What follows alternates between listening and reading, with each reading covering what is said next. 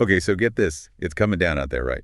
Like Yeah. seriously pouring. Yeah. Perfect timing, I swear. Yeah. Because today we are going deep on the best ways to spend a rainy day. Nice. We found this piece, super cool, tons of ideas, and Rainy day vibes. I like it. oh, totally. Full rainy day vibes. And honestly, whether you're like hardcore homebody or, maybe kind of secretly love jumping in puddles, there is something in here for everybody, I'm telling you. There really is something about rain, isn't there? I mean, it just makes you want to like chill out a little bit, relax. Oh, 100%. Yeah. It's like instant permission to just, I don't know, get cozy. Exactly. And this article, it nails that feeling for sure. It really does. Okay, first up, classic rainy day move, book. Warm drink, can't go wrong. Agreed. Classic for a reason. And they even get specific, right? Tea, coffee, hot chocolate, like the holy trinity of rainy day beverages. Oh, totally. Can't forget those. But I got to say, for me, it's tea all the way. Nice. It's like the whole process, Yeah.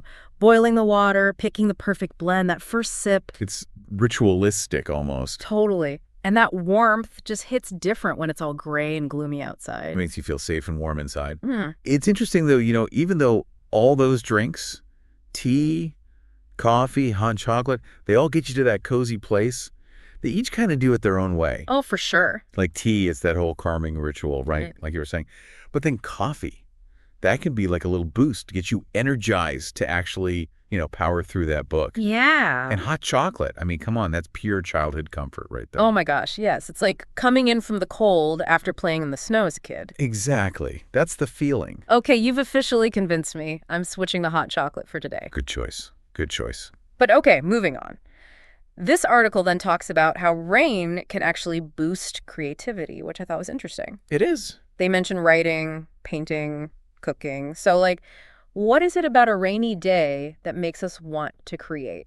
That's a great question. I've read somewhere, I think it might have been in a psychology journal, that the sound of rain, it actually helps us relax. Like almost like white noise, helps us to focus. Interesting. So maybe it just puts our brains in this perfect state for getting those creative juices flowing, And that's why people maybe write poetry when it rains, or they paint, or even, come up with new recipes. Rain-inspiring poetry. Yeah, I get that. It makes sense. Okay, so this next part is all about mindfulness. Okay. The article actually talks about watching raindrops on the window as a form of meditation, Interesting. which honestly sounds kind of perfect right now. Right. Just that simple act of observation really can be meditative if you let it. It's like forced stillness almost. Yeah. And mindfulness, at its core, it's really just about being present right here, right now. No judgment. Yeah, I like that. And it's really helpful, actually. It can help you manage stress, improve your well-being. And rainy days, they just kind of naturally create the space for that, Like, you're kind of stuck inside anyway. True. Might as well make the most of it.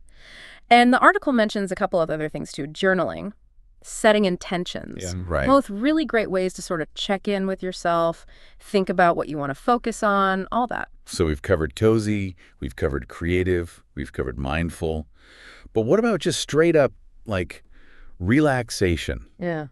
Rainy day feels like the perfect excuse for a movie marathon. Oh, absolutely. Rainy days, they give you permission to just chill, guilt-free. Totally guilt-free. No question. And for picking the perfect movie, I always think about the mood, Yeah. Like, what kind of vibe are you going for? A fun comedy, a classic rom-com could really amp up those cozy vibes we were talking about earlier. Ooh, good point. Or, if you're feeling a little adventurous, that you could lean into the whole, like, stormy weather thing, watch a thriller. Ooh, I like that. Get your heart racing a little bit. Okay, I'm going to need your help with this next suggestion, though. This one, I'm not so sure about. The article actually recommends going for a walk in the rain. Oh, yeah. Like full-on raincoat, umbrella, embrace the elements kind of thing. I'm a big fan. I don't know. I'm not convinced. I know it sounds crazy, but trust me, if you gear up right, it's amazing. That fresh air, the smell of the rain, the sounds. Okay. It's invigorating, honestly. You're making it sound kind of appealing, actually. Right. But of course, safety first, always. Stick to paths, make sure they're well lit, and watch out for slippery spots, obviously. Yeah, good point. You've almost convinced me to give it a shot. You should. But I think what we've learned here is there's really no one right way to spend a rainy day. Exactly. It's about finding what works for you, what makes you happy. Absolutely. And this article, I think it does a great job of highlighting that. Yeah, it's all about like appreciating the simple things. Totally. Sometimes happiness is just slowing down, noticing the little things, the rain, the warm blanket, a good book. Love that. It's the simple things. They really do make a difference. Okay, so now we want to hear from you.